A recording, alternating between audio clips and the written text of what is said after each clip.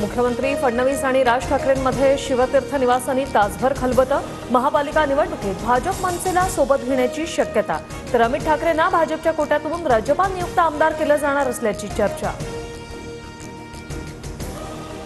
राज ठाकरेंसोबतची भेट राजकीय नव्हती। मुख्यमंत्री झाल्यावर राज ठाकरेंनी मला शुभेच्छा दिल्या, घरी आमंत्रण दिलं, त्यानुसार मी भेट घेतली।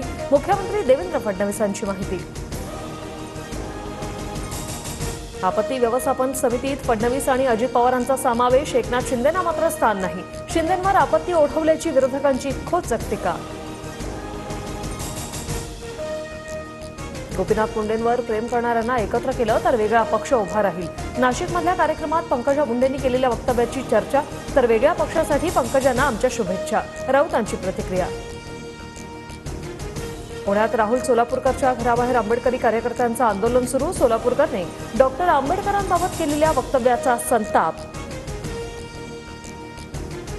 सोमनाथ सूर्यवंशी मृत्यू प्रकरणी सुरेश धसांच्या भूमिकेला आव्हाडांचा विरोध। हत्या झाली असताना माफ करा असं सांगणं योग्य नाही, याच न्यायाने कराडलाही माफ करण्याची मागणी करणार का, आव्हाडांचा सवाल। सुरेश धस पूर्णपणे चुकीचं बोलले, असंच माफ करत राहिलं तर गुन्हेगार वाढतील। सूर्यवंशी कुटुंबियांची नाराजी। काल सोमनाथ सूर्यवंशीचा मृत्यू प्रकरणी लॉंग मार्च स्थगित करण्यासाठी धसांनी केली होती मध्यस्थी।